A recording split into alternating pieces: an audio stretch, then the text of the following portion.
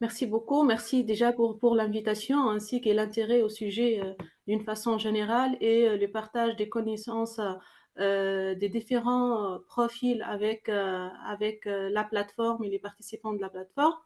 Donc, si vous me permettez, moi, je passe directement à partager mon écran. Okay.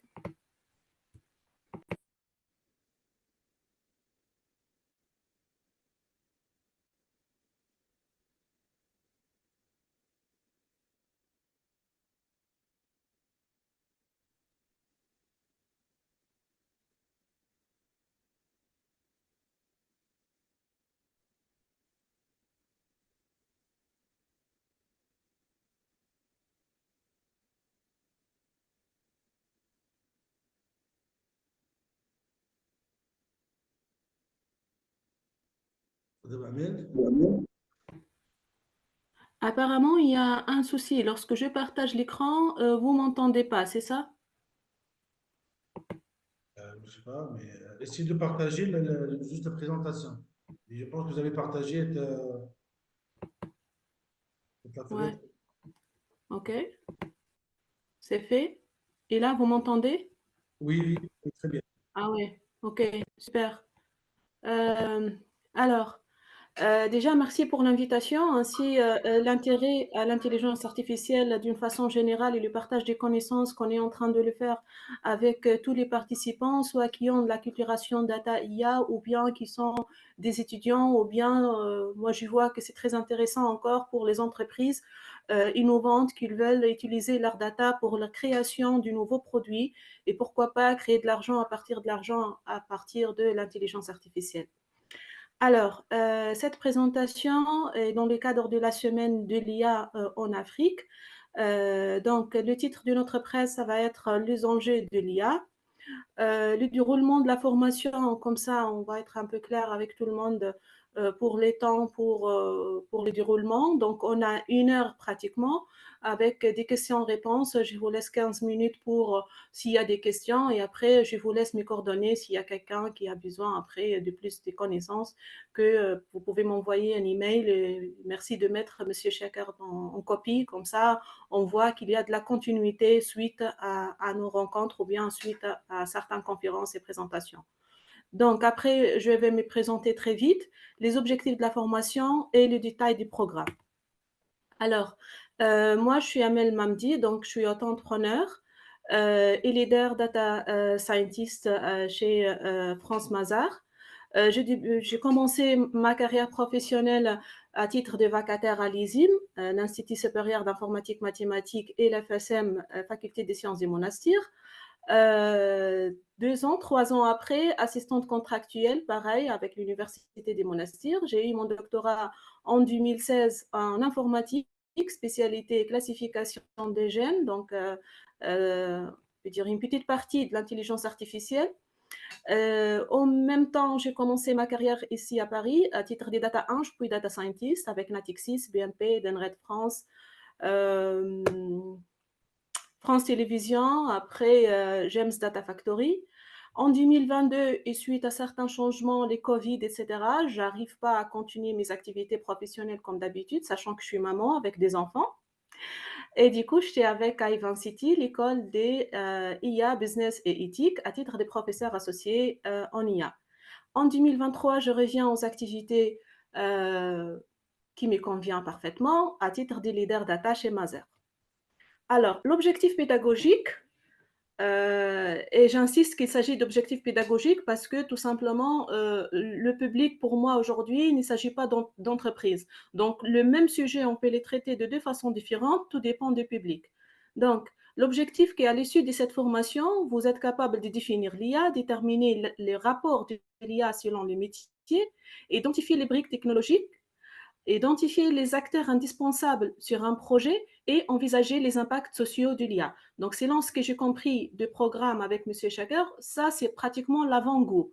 Donc, c'est la présentation qui va donner, on peut dire, des grands titres pour les différents sujets qui vont arriver au cours de la semaine. Donc, pour les sommaires, on est sur l'introduction de l'IA, les briques techniques, l'application générique et l'application métier.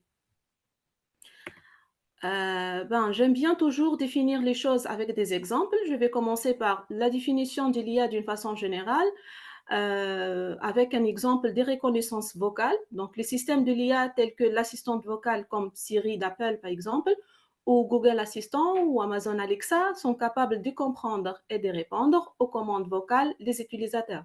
Donc, l'idée, c'est d'avoir des signaux de la parole, d'avoir extraire à partir de ces signaux les caractéristiques indispensables pour après faire des reconnaissances de ces paroles et à la fin d'avoir un texte que l'intelligence artificielle, elle peut les traiter pour donner des réponses.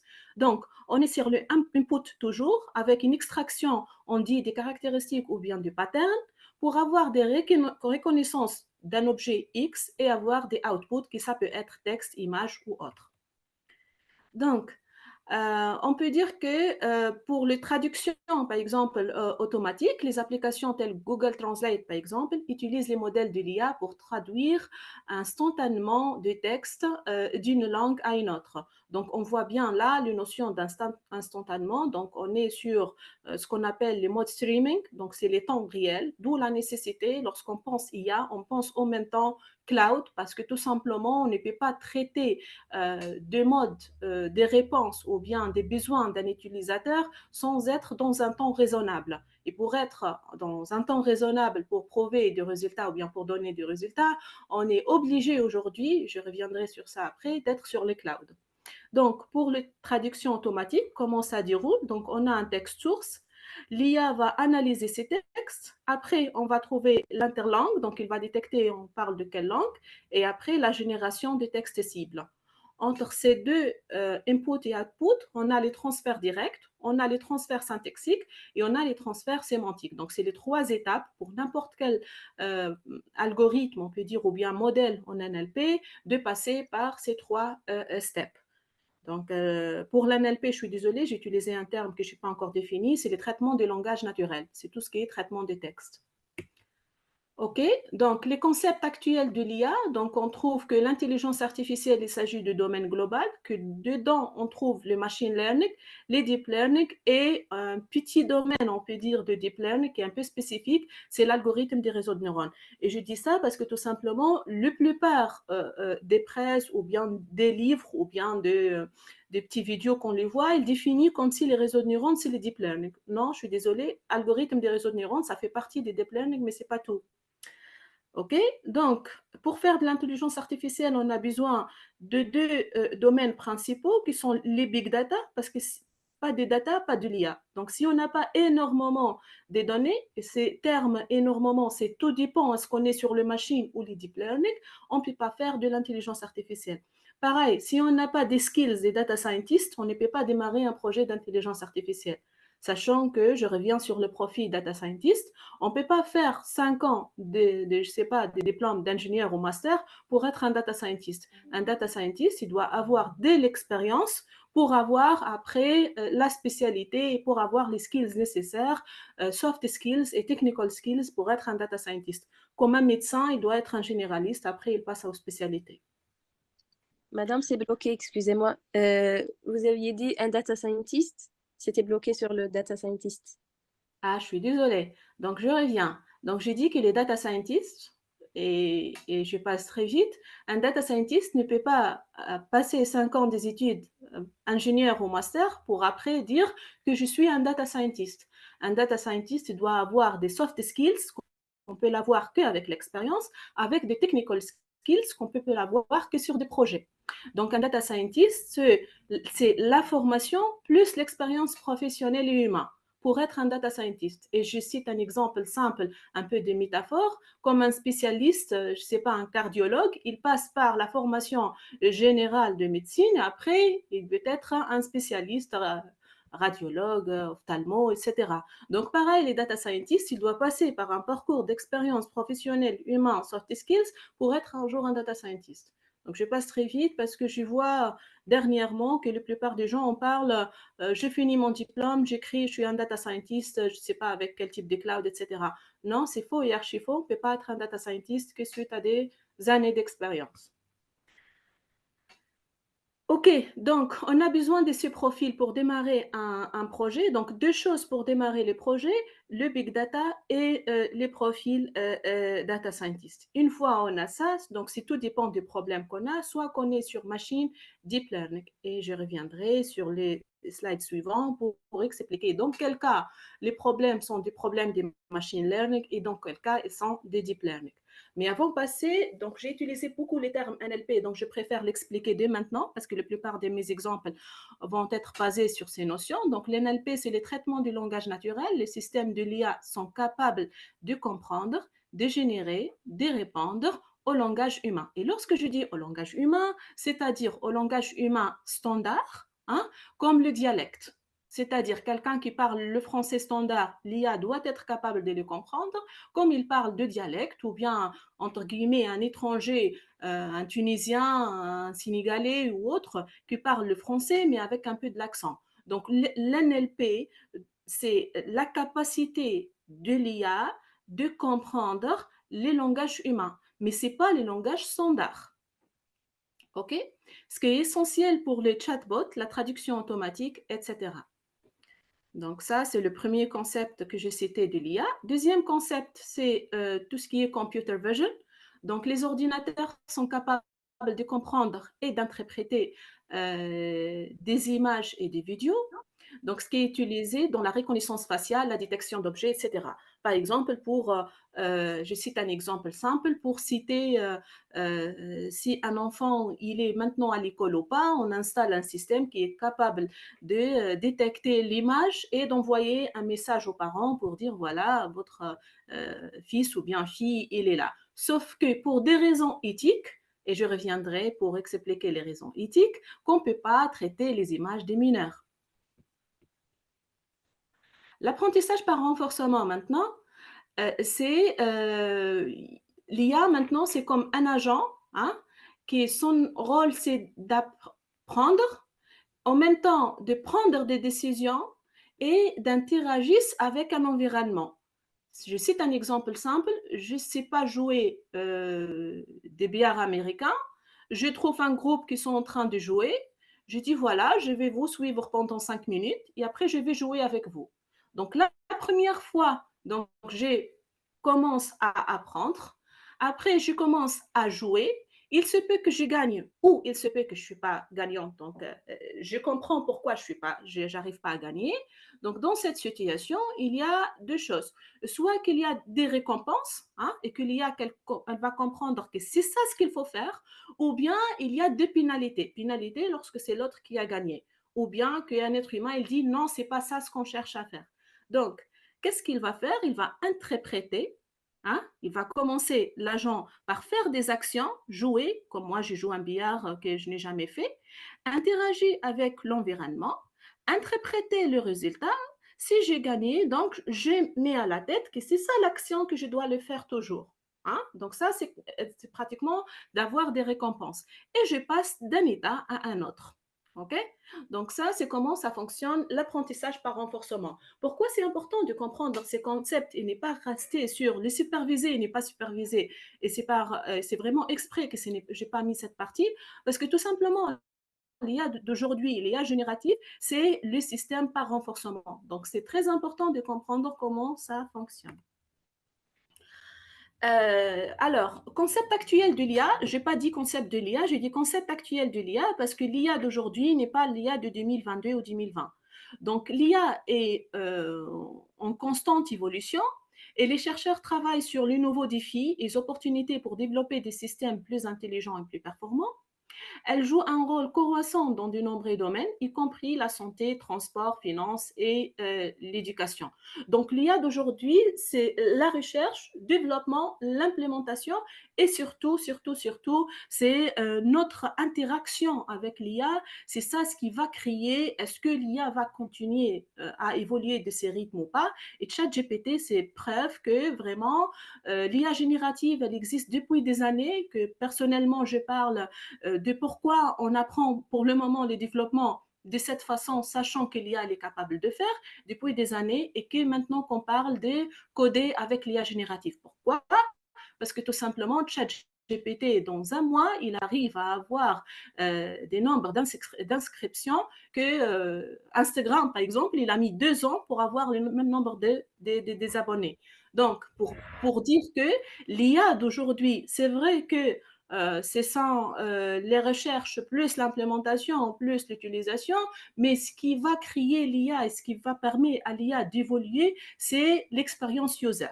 Donc, c'est user experience, c'est ça ce qui va vraiment pousser l'IA à bien interagir avec nous, sachant qu'on a dit que la plupart des systèmes sont des systèmes par renforcement. Si on ne les met pas sur terrain, ils ne vont pas être capables de nous comprendre. Donc, j'espère que cette petite introduction est claire, mais je vous demande si vous avez des questions, de les noter, comme ça, après, on revient sur les slides. OK, les briques technologiques de l'IA.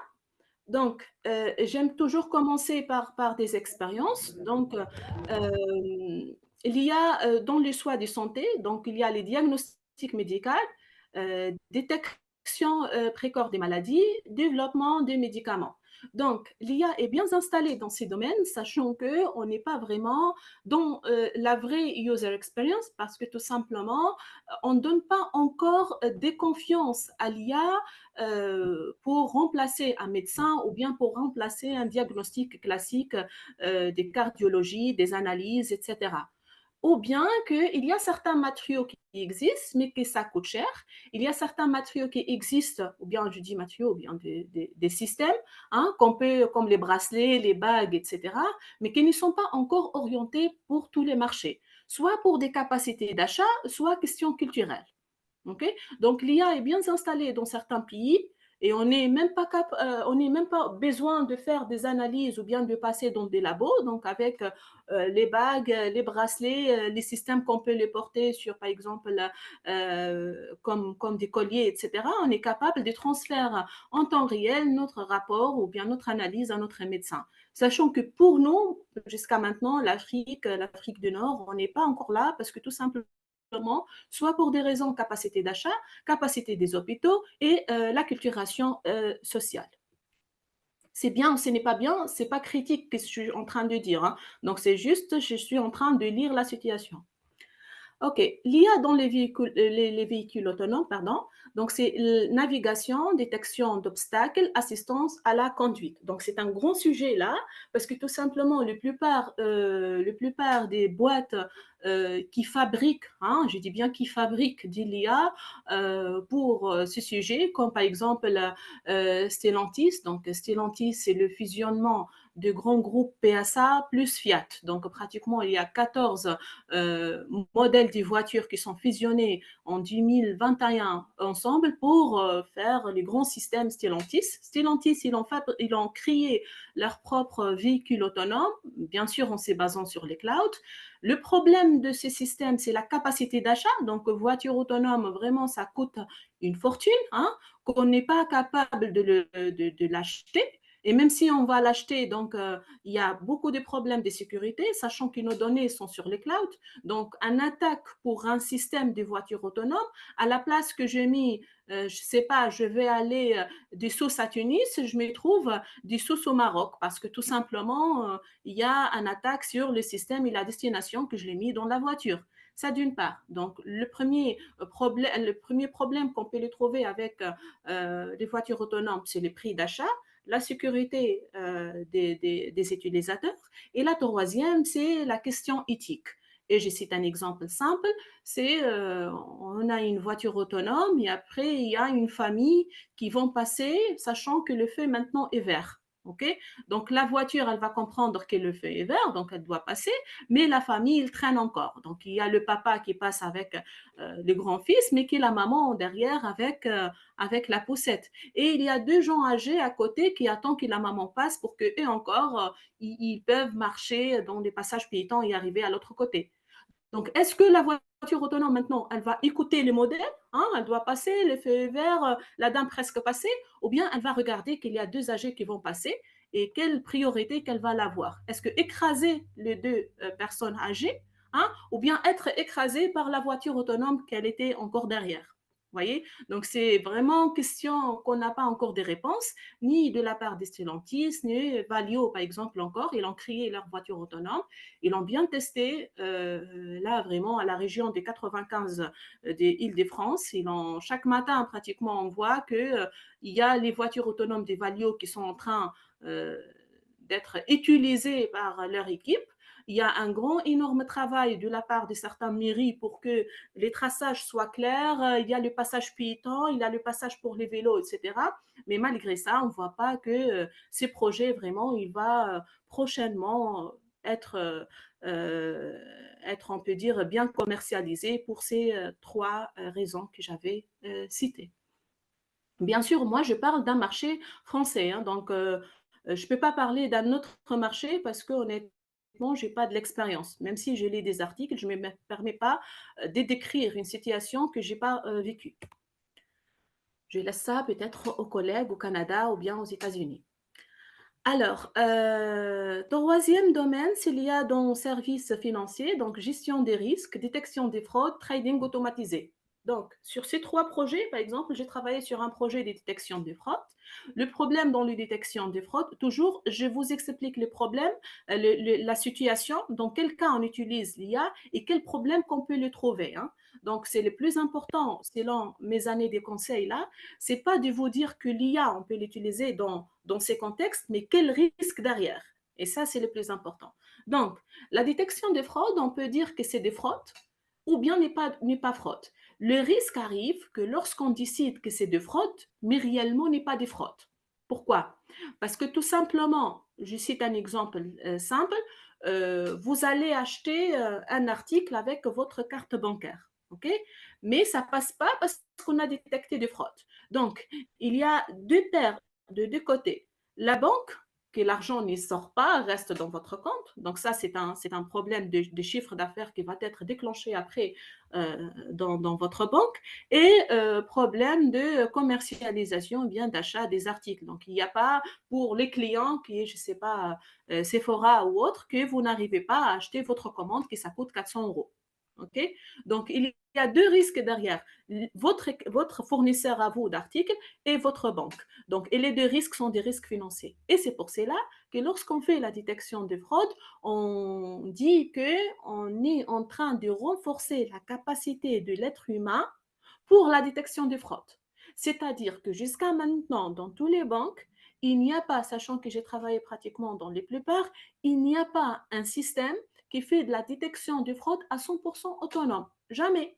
Parce que tout simplement, il y a toujours un risque qu'on va déclencher derrière ça un grand perte de chiffre d'affaires si on détecte les non-fraude. Okay, donc, c'est pour cela, pour ce système, par exemple, il y a le renforcement de la capacité, mais il n'y a pas vraiment un système à 100% autonome. Pareil pour la gestion des risques, par exemple, j'ai travaillé sur un projet de risque de crédit, d'avoir donné un crédit à quelqu'un et quel risque derrière. Sur 41 pays avec les BNP Paris. Donc, qu'est-ce qu'il y a pour la gestion des risques? Il y a le problème de la changement de la situation. Donc, on peut dire que j'ai le droit d'avoir un crédit, mais que ma situation personnelle dans 2 ans, 3 ans, elle est changée. Donc, il y a un grand risque que ce crédit ne va pas être remboursé. Donc, il y a un algorithme qui était très, très spécifique pour chaque pays, pour chaque situation. On a des enfants, on n'a pas des enfants, on a quel âge, on a combien d'années dans la carrière professionnelle qui reste, etc., qui permet de dire est-ce que oui, go ou not go pour donner un crédit.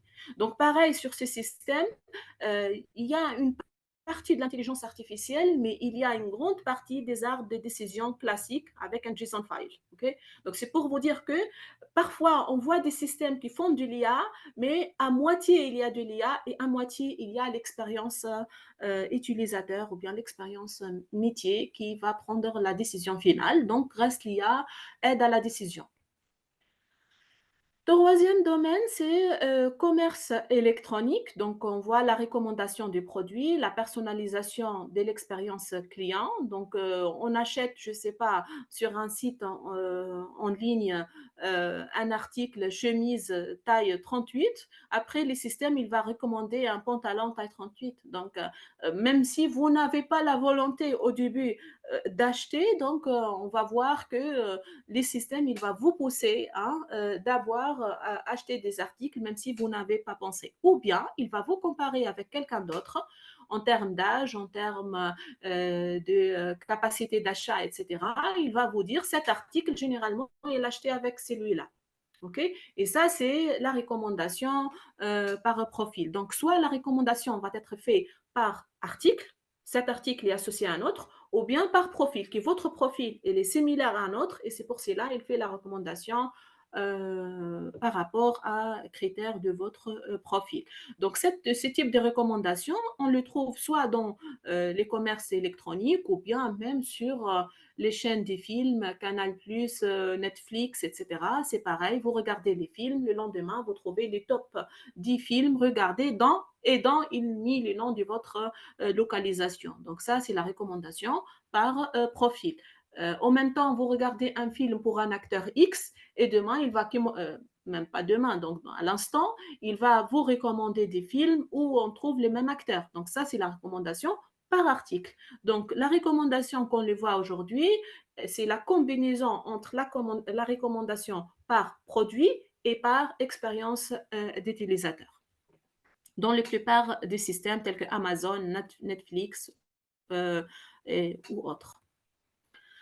OK. L'IA dans le marketing, là, c'est l'analyse des données clients, l'automatisation du marketing et les chatbots. Donc, pour le marketing, je cite un exemple simple. Donc, vous êtes sur une plateforme, vous avez en train de, je ne sais pas, de faire prendre du temps sur certains articles, sur certaines publications, et après, vous trouverez des recommandations sur ce même sujet. OK? Donc ça, c'est selon l'expérience utilisateur. Parce que l'analyse des données clients, c'est pas votre nom, prénom, adresse, etc. Non, not this. L'analyse des données, c'est combien de temps vous passez sur cette page. Est-ce que vous avez commenté? Le commentaire, est-ce que c'est positif, négatif ou neutre? Vous voyez? Donc, on entre dans les détails de est-ce que vous êtes en bonne humeur ou pas? Est-ce que le matin, plutôt, vous regardez plus les réseaux sociaux ou bien c'est le soir? Vous voyez? Donc, c'est ça l'expérience utilisateur. Et c'est dans ça qu'on prend la décision de marketing. Si vous êtes plutôt présent sur les réseaux sociaux le soir à partir des 17 heures, donc vous allez trouver que la plupart des emails et la plupart des publicités que vous allez trouver, ça va être à partir des 17 heures. Si vous changez vos habitudes ou bien vous êtes maintenant, je ne sais pas, en travail et que le travail, ça finira tard à 20 heures, vous trouverez que les systèmes marketing, ça change un peu les habitudes. Donc, c'est ça, c'est l'adaptation à votre expérience utilisateur. Alors, un dernier domaine, c'est l'IA dans l'industrie, donc maintenance prédictive, automatisation des processeurs et contrôle de la qualité. Alors, je cite un exemple pour chaque use case. Donc, maintenance prédictive, par exemple, avant que les portes du train vont être en panne, on dit que la porte se ferme et s'ouvre 3 fois successives, donc il y a de soucis. Donc là, il faut qu'on intervienne aujourd'hui, mieux que demain, on trouve des gens dans les moyens des transports où ils vont être enfermés pendant 3 ou 4 heures jusqu'à que nous, on arrive à intervenir. Donc ça, c'est maintenance prédictive. Pour y arriver à faire de la maintenance prédictive, et comme j'ai déjà précisé au début, il faut avoir de la data. Le marché d'aujourd'hui, il fait attention, je parle bien marché français, il fait attention qu'à partir de 2021, il faut qu'on fasse de la maintenance prédictive. Or, qu'ils ne sont pas déjà prêts en 2018, 19, 20 à faire récolter les données nécessaires pour faire ces modèles. Et donc, c'est pour cela qu'on trouve que ces domaines, ou bien cette use case, elle était en retard par rapport à la décision des managers. J'espère que c'est clair. Automatisation des processus, donc c'est tout ce qui est fabrication, je ne sais pas, détection par exemple des tâches répétitives et de les faire remplacer par des machines.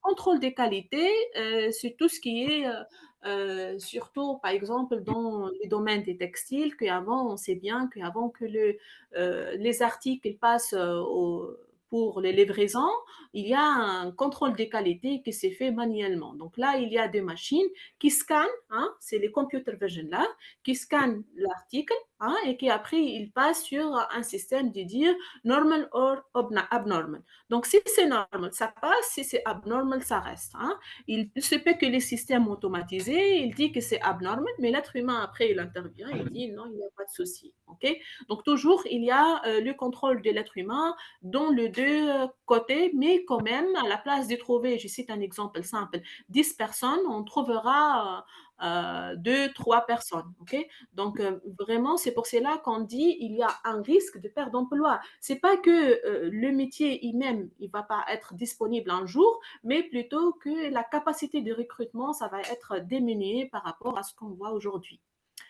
Alors, le rôle stratégique des données, les données sont la pierre angulaire de l'IA. Donc, c'est vraiment, si on n'a pas de données, on ne peut pas faire de l'IA. C'est pour cela qu'on voit qu'il y a de retard sur certains projets. Le rôle stratégique se manifeste à travers les phases de traitement de données. C'est là où on va dire, le data scientist, il va dire, j'ai besoin de telle ou telle ou telle data. On revient aux équipes métiers, on trouve que les data n'existent pas, ou bien il y a beaucoup de données manquantes, ou bien n'était pas vraiment, on n'a pas la même visibilité, il faut un traitement au préalable pour y arriver à cette étape, etc. Donc c'est pour cela que à ce moment-là, hein, on peut dire go pour un projet, mais au moment des traitements des données, on dit que le chiffrage qu'on a fait au début n'est pas vraiment réalisable. Donc on va compter 2 ans après pour démarrer un projet. Hein.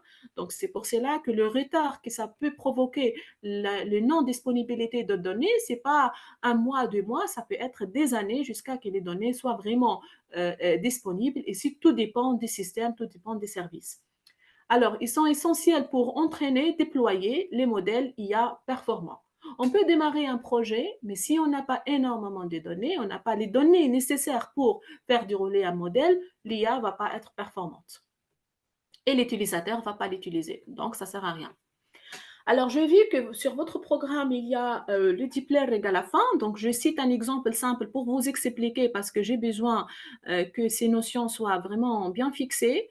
Le machine learning et le deep learning. Alors, je cite un exemple image qui va vous expliquer la différence.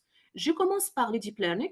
On a l'input, on a l'image, et qu'on va dire est-ce que c'est car or not car? Est-ce que c'est voiture ou n'est pas voiture? OK? Donc, on va donner les images à notre modèle, boîte noire, qu'elle va faire l'extraction des informations. Elle va dire, OK, donc on voit là qu'il y a les roues, on voit là que le design pratiquement en voiture comme on a les restes, mais réellement, c'est pas ça. Réellement, elle compare ce contenu avec des matrices, parce que l'image, réellement, il s'agit des matrices. Donc, il y a certains critères sur ces matrices qu'elle doit l'avoir, je ne sais pas, symétrique, réversible, etc. Donc, il y a un peu d'algèbre linéaire là à faire pour dire est-ce que c'est réellement, il s'agit des voitures ou pas. Okay, c'est juste pour vous dire que les sujets n'est pas comme nous, on les traite. Je regarde, je dis, voilà, il y a du roux, il y a machin. Non, c'est vrai qu'elle va détecter ces mêmes manifestations, mais elle va les voir autrement. Elle va les voir avec des notions, on peut dire, très, très abstraites. Le plus simple à expliquer, que ce sont des notions mathématiques. OK. Après, elle va classifier est-ce que c'est car ou not car. OK. Donc, nous, on ne voit rien. Nous, on donne des inputs et on a des résultats. Par contre, et pour le machine learning, on va donner l'input. Nous, on va dire, si par exemple, poids, c'est, je ne sais pas, à partir de X kilogrammes, si par exemple, le design, c'est tel ou tel, si par exemple, on a telle ou telle information, donc on va donner les critères de voiture. OK? Et on va donner un exemple des voitures. Et après, le système, il va classifier. Il va prendre l'input, regarder est-ce qu'il y a ces future extraction, est-ce qu'il y a les informations qu'on a besoin d'extraire pour décider. Si oui, et on a ces informations, il va comparer avec les bases de connaissances qu'il a. Si c'est bon, il va dire que c'est cas. Si ce n'est pas bon, on dit que c'est notre cas. Alors, le plus important à comprendre là, que pour développer un modèle de machine learning, il y a beaucoup de l'expérience utilisateur. Il y a beaucoup le besoin d'avoir des métiers avec nous lorsque j'ai dit les métiers, c'est-à-dire les gens fonctionnels, c'est-à-dire les gens qui comprennent c'est quoi les voitures, comment ça fonctionne.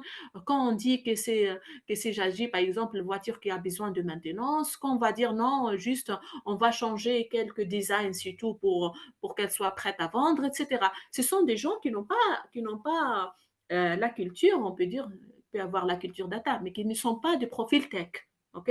Donc, métier, c'est-à-dire fonctionnel, c'est-à-dire on n'a pas une culture intelligence artificielle ou technique d'une façon générale, qui vont être travaillés avec des experts, data scientists, data eng ou autres, pour extraire certaines informations, pour dire est-ce que ce sont les critères nécessaires pour détecter est-ce qu'il s'agit des voitures ou pas. On voit bien que là, on a besoin vraiment des meetings, des va-et-vient pour valider les feature extraction, etc.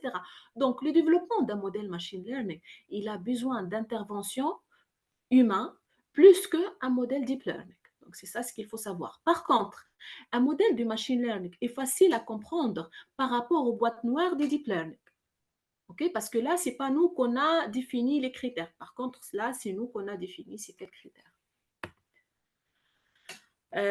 J'espère, bien sûr, vous allez trouver plusieurs autres explications entre machine learning et deep learning. Moi, j'utilise celui-là parce que tout simplement, ça donne en même temps une vision du projet au sein d'entreprise d'une façon générale, ou bien pour les développeurs, ou bien pour le profil tech. Qu'est-ce que tu as besoin pour développer un machine learning? Pour développer un machine learning, tu as besoin de culture métier. Pour développer un deep learning, tu as besoin de comme cahier de charge. Okay? Expliquer qu'est-ce qu'on a input, qu'est-ce qu'on a output, les données qu'on a, et hop, tu matches le modèle avec le besoin, et c'est bon. Le problème que ton modèle, c'est pas facile à l'expliquer.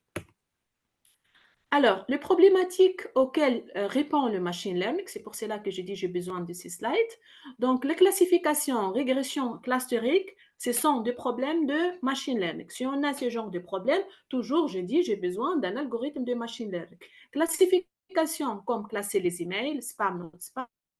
Régression, comme prédire des valeurs continues, hein, prix, salaire, autres. Lorsqu'on a besoin de prédire des prix, des chiffres, on est sur des problèmes de régression. Lorsqu'on on a besoin de classifier selon des patterns et de dire est-ce que de donner des labels, hein, email, spam, not spam, voiture, je ne sais pas, Mercedes, BM ou autre. Okay?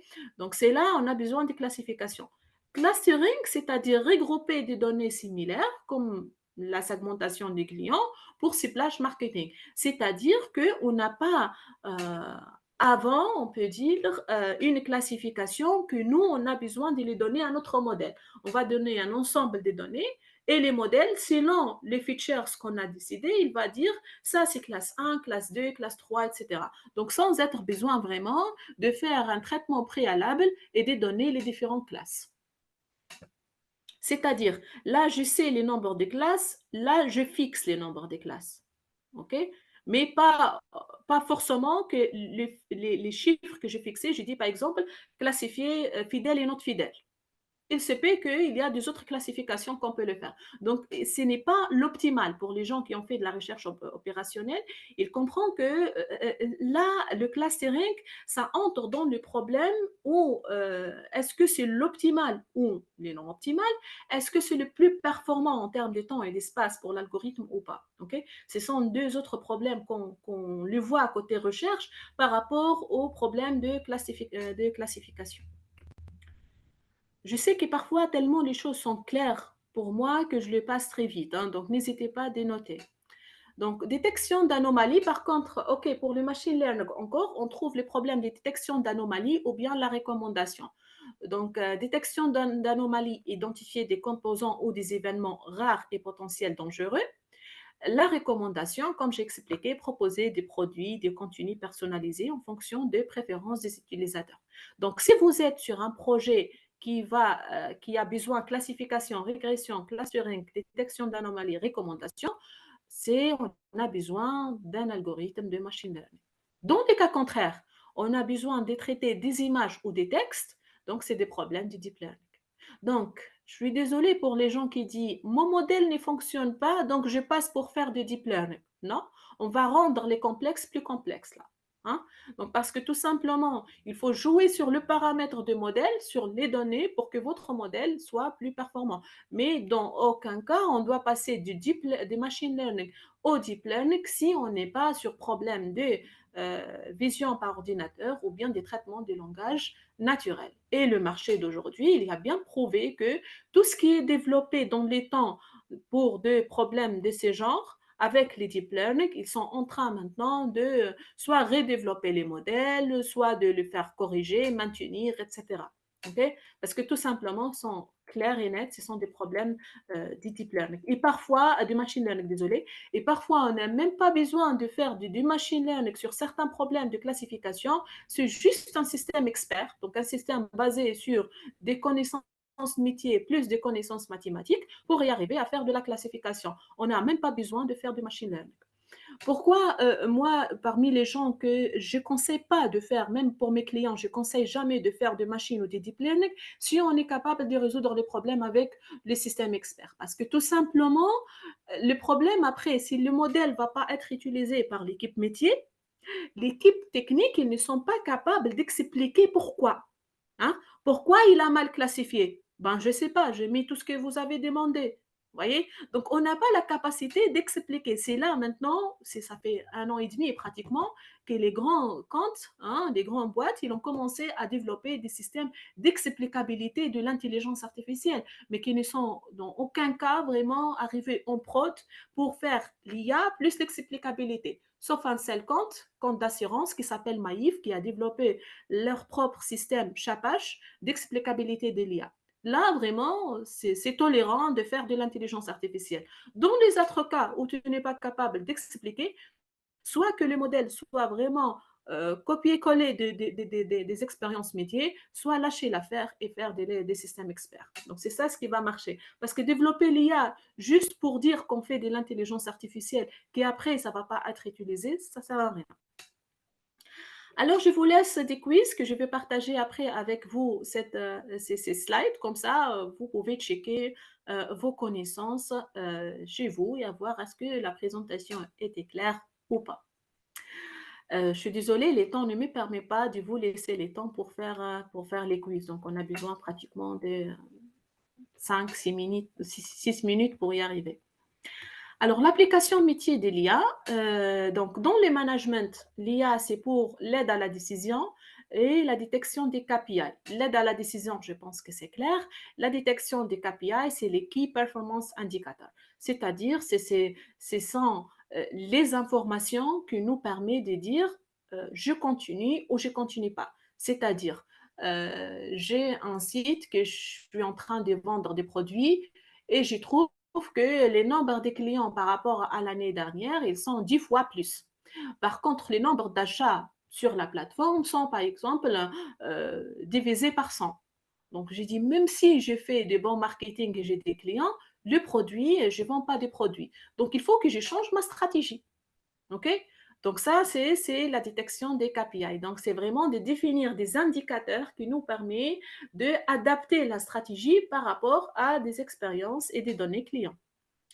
Le marketing commercial, la segmentation des clients, comme j'ai dit, fidèle, non fidèle, efficace pour une offre, n'est pas efficace. Je ne sais pas, peut-être c'est Amel, ok, femme, ok, mais lorsqu'ils vont m'envoyer des publicités pour acheter des parfums hommes, ça m'intéresse. OK, parce que j'ai l'expérience, ils ont les informations qu'Amel, chaque mois, elle achète 2-3, par exemple, parfums hommes. OK?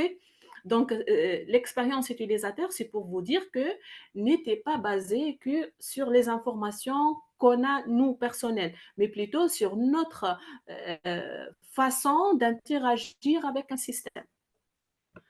Les détections des churn, donc, il peut identifier les clients susceptibles de résilier leur compte. Hein, c'est de faire anticiper si les clients, il va rester ou bien il va arrêter un abonnement. Okay? Donc, si on détecte qu'il va arrêter un abonnement, on renforce notre système à le fidéliser. De dire, par exemple, je ne sais pas, mois de décembre, j'ai remarqué que vous n'avez rien acheté. Donc, voilà, une offre avec 90% de réduction. Je vais acheter, je ne quitte pas la plateforme. OK? Donc, c'est ça la détection des chaînes, vraiment, c'est l'anticipation de faire laisser les clients partir et n'est pas vraiment orienter l'offre de la fidélisation des clients par rapport à son comportement. Organisation des entreprises et productivité, donc l'automatisation du process et l'assistante virtuelle. Pour l'automatisation des process, c'est tout ce qui est tâches répétitives, libérant ainsi les employés pour des tâches à plus forte valeur ajoutée. Peut-être vous me dire non, il y a des gens à 55 et personnellement, j'ai rencontré des gens, euh, je passe très vite, j'ai rencontré des gens à l'âge de 50 ou 60 qui ne savent faire que mettre les documents dans l'archive et moi, mon rôle, c'est de faire créer une équipe qui va remplacer leur travail avec un système de l'intelligence artificielle et qu'on va archiver le contenu par rapport au contenu, c'est-à-dire l'image, il faut qu'on sache l'image de quoi, le texte qui est cité dans le texte, quel endroit, etc. Donc, c'est la façon qu'on doit le faire qui pratiquement, elle va automatiser leur travail. OK? Donc, et dans cette situation, je sais pas, c'est pas très.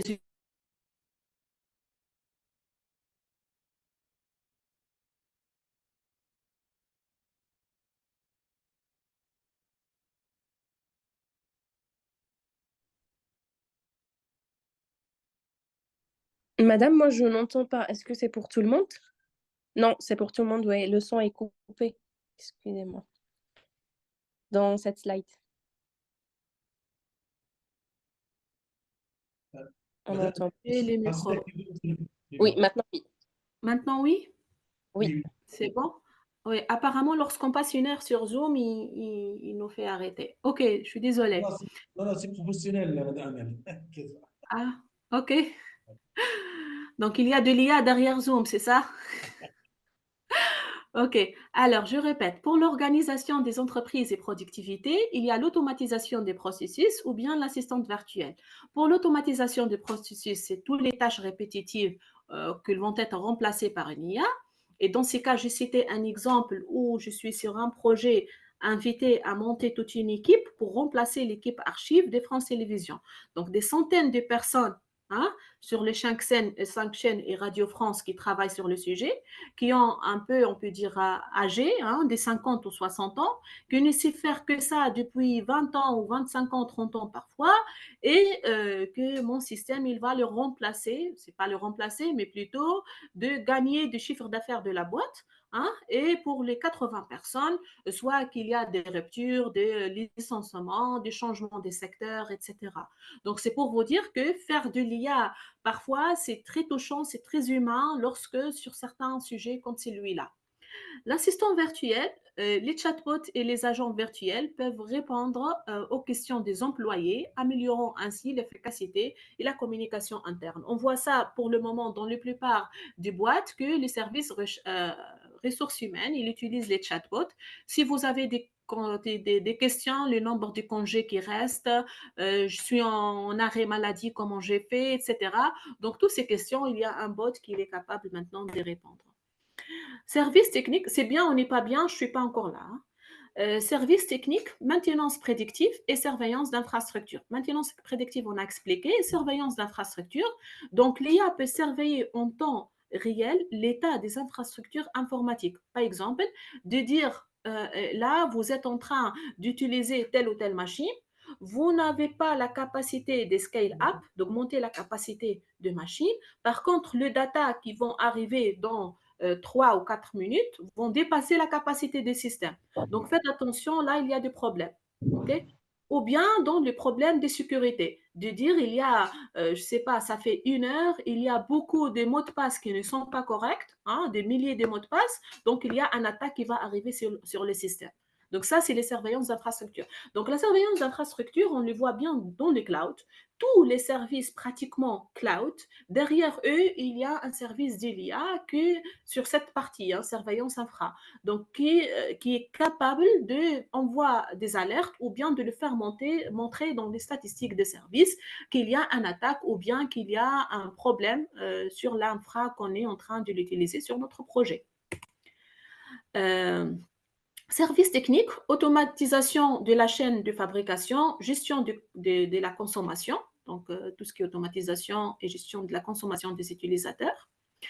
J'arrive aux les projets IA en entreprise, donc l'organisation d'un projet lié à l'IA et la gouvernance des données. Donc, pour faire un projet IA, on a l'identification des objectifs, la collecte des données, le choix d'algorithmes, l'entraînement du modèle, les déploiements et l'intégration, et l'évaluation et l'optimisation. OK? Donc, il se peut que au niveau de l'évaluation et l'optimisation, qu'on revient à certains d'autres steps pour dire voilà, notre modèle c'est bien, mais au moment de prod, ça déroule correctement dans les déploiements et l'intégration dans les sites, mais sur le prod, par exemple, il n'est pas performant. Il ne classifie pas correctement les clients. Donc, il se peut que là, on revient au choix d'algorithmes, collecte des données, entraînement des modèles, etc. Pour vous dire que cette étape, c'est cette étape qu'elle va décider. Est-ce que le modèle va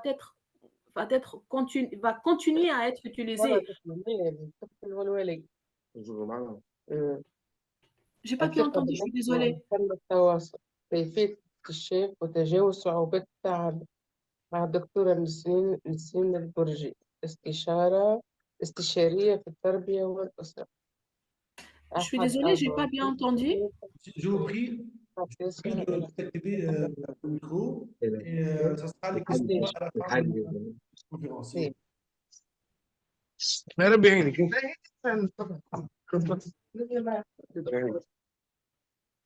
J'ai pas bien entendu, je suis désolée, il y a quelqu'un qui parle. Ok, c'est pas grave. Juste, Ok, je reviens. oui, oui, oui. Ok, sorry. Ok, l'importance de la gouvernance des données. Je suis désolée. Donc, la gouvernance des données est cruciale pour garantir la qualité. La gouvernance des données, c'est la capacité de définir de la politique pour l'utilisation, collecte, stockage et gestion des données dans une entreprise. Les deux entreprises dans le même secteur, il peut définir une stratégie de gouvernance différente. Tout dépend de leur ancienne façon de stockage et d'utilisation des données. OK? Plus, donc il y a ça, plus la gouvernance des données, c'est la capacité de garantir également la conformité au règlement en matière de protection.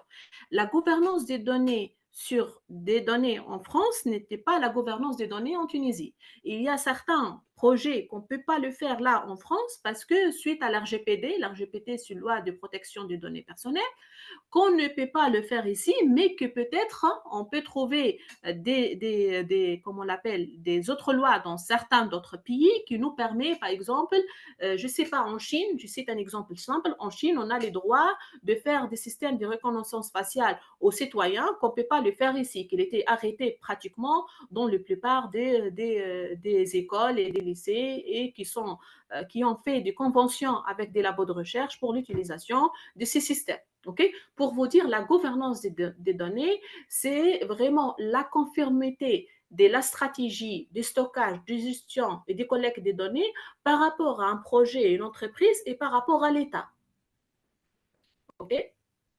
Les acteurs de l'IA, donc les acteurs d'aujourd'hui sont Google, Apple, Facebook, Amazon et Microsoft, les GAFAM, donc ce sont vraiment les fournisseurs les providers de l'intelligence artificielle. Et peu importe l'IA qu'on est en train de l'utiliser aujourd'hui, soit image, soit voiture autonome ou autre, la plupart des boîtes aujourd'hui, ils ne développent pas l'IA, ils utilisent les API qui sont créées par les GAFAM.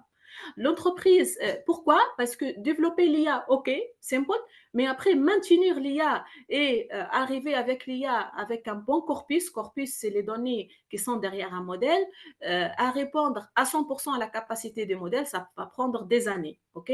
Donc pour vraiment ne pas mettre l'argent sur la partie maintenance et TMA des modèles de l'IA, la plupart des managers, ils ont pris la décision depuis des années d'utiliser que les API. Les entreprises technologiques chinoises, je cite les deux parce que ce sont vraiment les leaders. Donc, parce que le marché chinois n'est pas tout le monde. Okay? On a deux catégories dans le monde. On a les GAFAM et on a les entreprises technologiques chinoises. Bien sûr, il y a une partie voilà, que je ne les cite pas, c'est tout ce qui est certains pays qui ne sont pas à 100% très dépendants, on peut dire, au système de infrastructure IA ou autre des autres pays. Donc, j'entre pas dans des géopolitiques. Alors, entreprises technologiques chinoises, les entreprises comme Alibaba, Tencent, Baidu en Chine jouent un rôle majeur dans les domaines de l'IA. Pourquoi? Parce que tout ce qui est l'Union européenne, il a dit non et ils l'ont développé. Donc, l'Union européenne, il dit oui ou il dit non, ça ne va pas bloquer la recherche ni le développement de l'IA, surtout dans et avec les entreprises chinoises. Autre acteur, ce sont les startups IA. Donc, ce sont nombreuses startups innovantes suite aux encouragements des différents États, surtout qui, on peut dire, encouragent à titre financier les boîtes qui ont développé de l'IA, mais qui n'est pas vraiment, surtout dans les secteurs de santé. Pourquoi? Parce que tout simplement, ils n'ont pas voté sur une loi de mettre les données de santé dans les clouds. Et puisque, comme j'ai dit au début, on n'émet pas les données sur les clouds, la capacité de l'IA, donc on n'utilise pas les services des clouds, donc on n'utilise pas les services des GAFAM. Donc, qu'est-ce qu'ils vont faire? Ils vont développer leur propre outil interne. Okay? C'est pour cela que je dis que quand on développe l'IA, c'est tout dépend du loi de certains pays. Lorsque l'État dit non pour mettre ces données sur les clouds, utiliser les API des clouds. Dans les cas contraires, tous les pays ils vont arriver un jour à utiliser les API du GAFA. Universités et instituts de recherche, donc c'est un autre vraiment des universités et des instituts de recherche du monde entier qui jouent un rôle essentiel, mais est-ce que vraiment on est dans l'optimisation de l'IA, au développement de l'IA? C'est tout dépend de la capacité des labos de recherche et de la capacité, on peut dire, des données qu'on a pour développer de l'IA. L'IA aujourd'hui, en réalité, est effet marketing. Est-ce que vraiment on est en train de développer de l'IA ou bien c'est de la mode, tendance? C'est tout dépend vraiment. Certaines entreprises exagèrent les capacités de leurs produits en utilisant le terme IA à la fin, à des fins marketing, mais réellement, on trouve des arbres de décision, on trouve des algorithmes, on trouve des systèmes experts, etc. Donc, pas toujours lorsqu'on voit qu'il utilise de l'IA que vraiment c'est de l'IA. Parfois, ce qui est du marketing. Les positionnements des GAFAM maintenant et l'effet sur le marché. Le GAFAM ont des divisions d'IA dédiées qui influencent de manière significative leur marché respectif. De dire par exemple, toutes les boîtes qui sont dans les secteurs bancaires sont sur Azure, Microsoft. Par contre, tous les luxes et les produits, je ne sais pas, Sephora, L'Oréal, etc., ils sont sur GCP. Okay? Le marché d'aujourd'hui, pratiquement, il est diffusé entre les GAFAM. Google utilise l'IA pour améliorer la recherche en ligne, la publicité ciblée et les véhicules autonomes.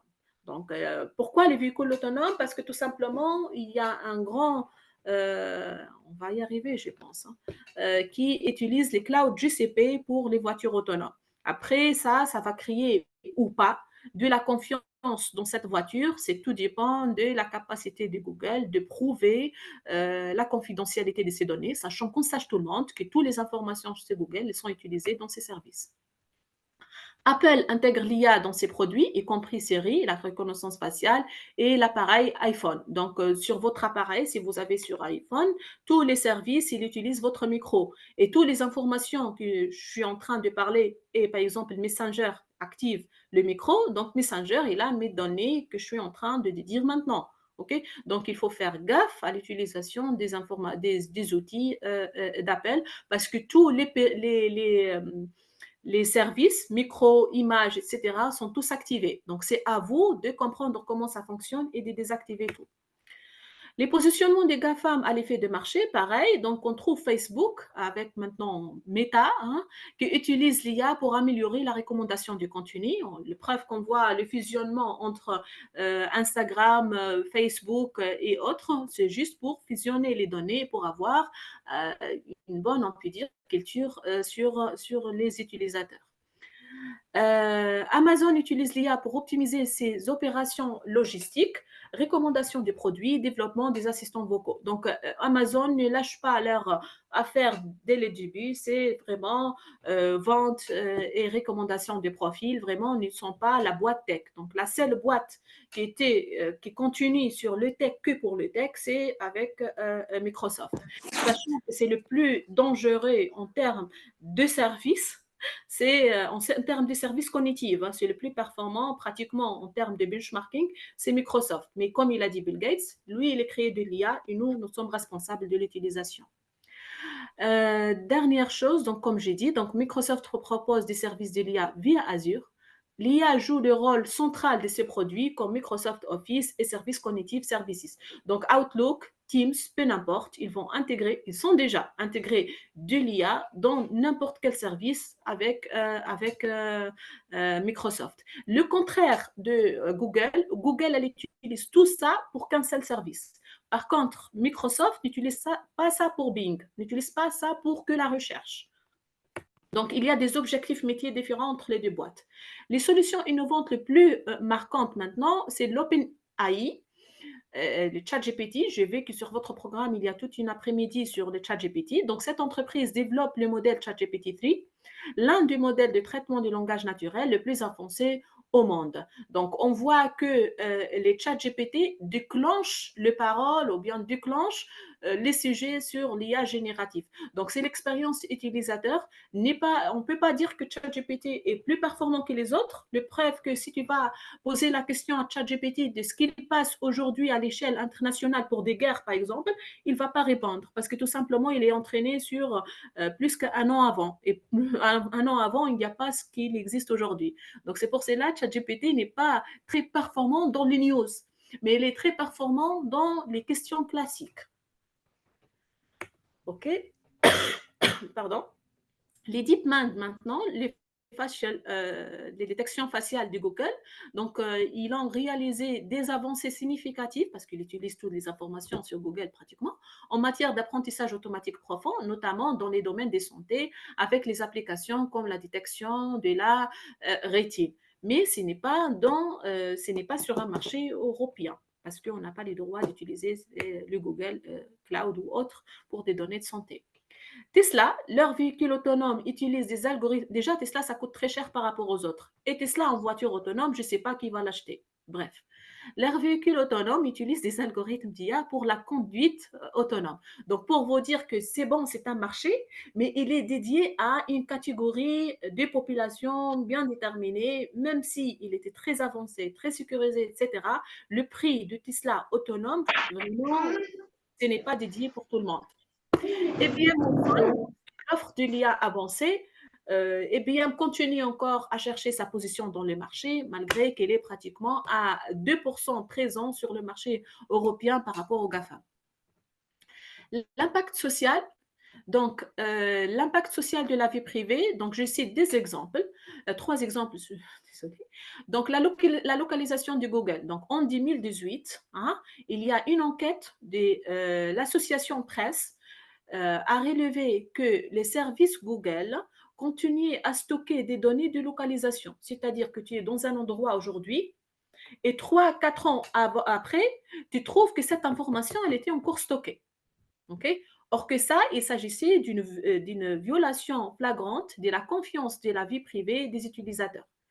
Et Google a dû faire face à la réaction négative importante de la part des utilisateurs et des défenseurs de la vie privée. Et du coup, depuis 2018, Google a modifié les règles de suivi de la localisation. Et là, je vous mets les liens pour que vous regardiez que c'est à vous de pour améliorer les transparences, c'est vous que vous avez décidé garder ou ne pas garder. Et c'est pour cela qu'il a, et depuis maintenant 2019-20, qui était dans toutes les applications, que lorsque vous installez, est-ce que vous permet à l'application de vous suivre ou pas? Okay? Donc ça, c'est suite à ces relevés, on peut dire, en 2018 par l'association Presse. Deuxième cas de l'impact de l'IA, donc l'utilisation de l'IA dans les applications de la loi. Donc le déploiement du logiciel de police prédictive, et ça c'est très touchant humainement. Donc ces logiciels utilisent des algorithmes d'analyse des données et d'apprentissage automatique pour prédire où les criminels sont le plus susceptibles de se produire et qui est le plus susceptible de les commettre. C'est-à-dire de dire dans cette adresse exactement, à 17h, là on va voir que 80% des gens sont des criminels. Okay? C'est un algorithme qui va orienter les services police à des endroits bien spécifiques pour dire que ça, ce sont des criminels. Okay? Donc, sachant que ça c'était basé sur des historiques, tout simplement. Bien que cette technologie puisse sembler prometteuse, elle a fait l'objet d'un examen minutieux parce qu'elle perturbe les préjugés et renforce les préjugés existants.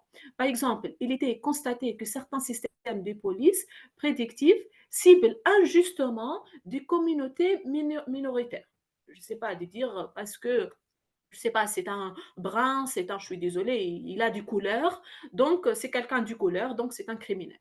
Ok? Donc ces systèmes, ils ont détecté que vraiment, il a ce qu'on appelle les profilages raciaux, c'est-à-dire qu'ils décident, ce sont les races, selon les races. Est-ce que c'est un criminel ou n'est pas criminel? Donc c'est pour cela qu'il est mis en question. Troisième cas, c'est l'utilisation de l'IA dans l'application de la loi. Le même sujet, mais ce n'est pas le même cas. Donc là, c'est la technologie de reconnaissance faciale. Donc, de permettre à l'IA de nous suivre juste parce que l'on dit qu'on cherche quelqu'un, il est en recherche, donc il nous suit dans les moyens de transport, dans les rues, etc., pour dire est-ce qu'on va les trouver ou pas. Mais réellement, vous m'avez suivi moi, que je n'ai rien à voir avec vos problèmes. Okay? Donc ça, c'est le suivi en temps réel de tout le monde. Donc ça, c'est pour cela, c'est un attaque à la vie privée. Sécurité et l'impact de l'IA. Donc, conclusion, l'IA peut être utilisée pour les attaques informatiques sophistiquées, ça c'est bien, ce qui soulève la préoccupation en matière de sécurité informatique. Les systèmes de reconnaissance faciale et la collecte massive des données suscitent les inquiétudes quant à la protection de la vie privée et individuelle. Donc, pour dire que c'est bien de l'utiliser dans un contexte, mais ce n'est pas vraiment pour les autres. La vision européenne de la sécurité, l'RGPD, qui sont en train de le modifier maintenant pour l'adapter à l'IA génératif, les règlements généraux de la protection des données en Europe visent à protéger les droits des citoyens en ce qui concerne la collecte et le traitement de leurs données personnelles, y compris dans les contextes de l'IA. Donc, il impose des exigences pour la sécurité, la transparence et on peut dire les consentements de la portabilité des données. Donc, il faut que les données soient vraiment des données de l'Union européenne, ils restent dans l'Union européenne.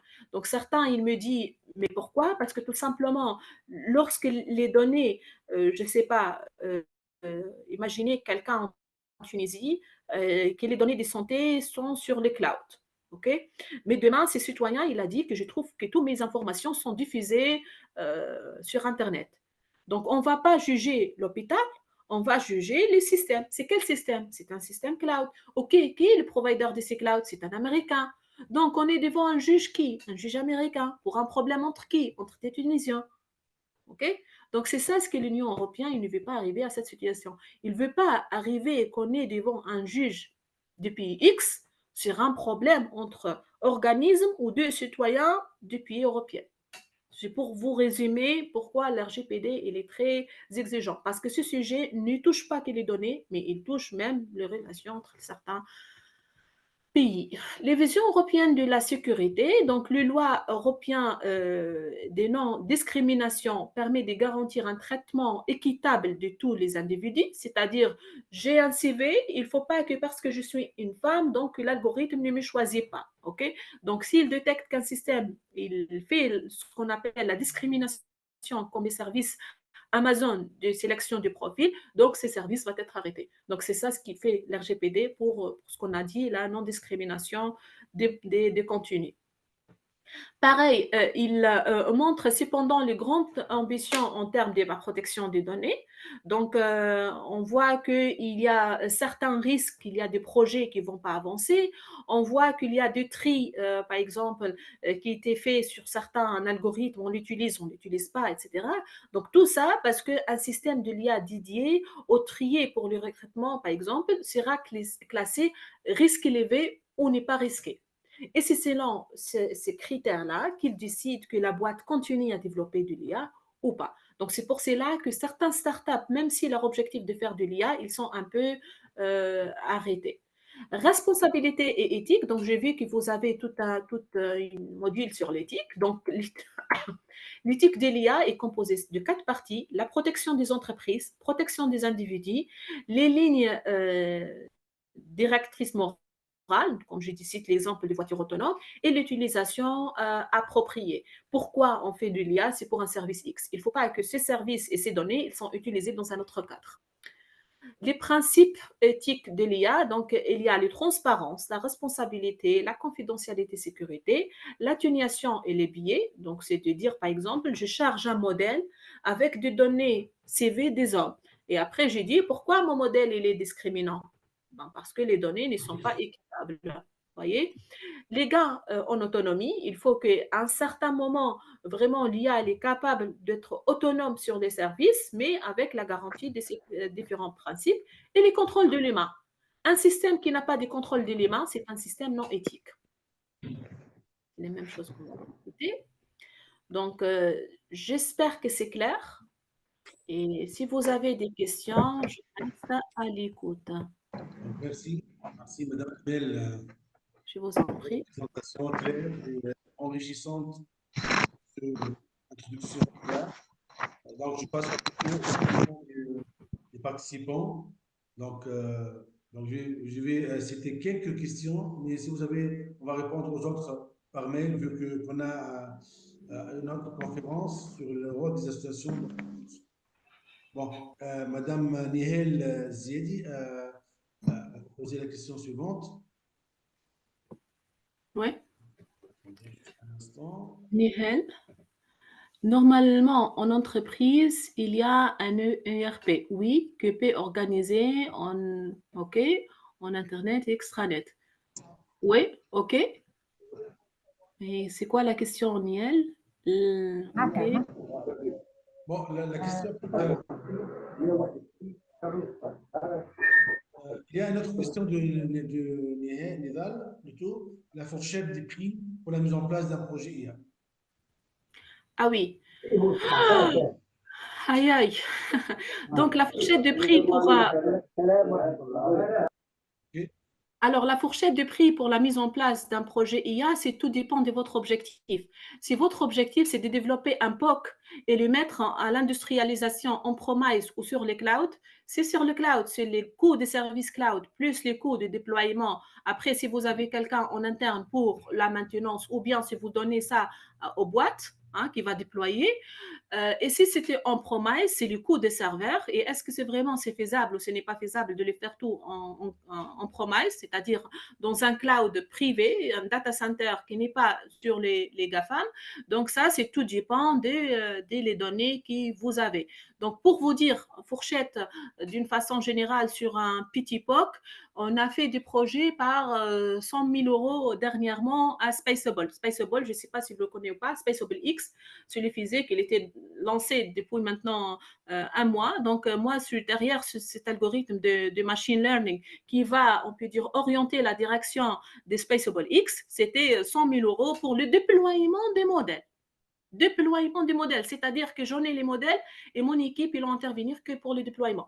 Ça, c'est pour la France. Mais on peut trouver des boîtes à l'offshore ou bien en Tunisie ou autre qui sont capables de faire des déploiements et que ça coûte beaucoup moins cher. Deuxième question posée par Steve Cameron. Pour les KPI, est-ce que l'IA permet uniquement de les surveiller ou également de les déterminer en amont? Donc, l'IA, elle est capable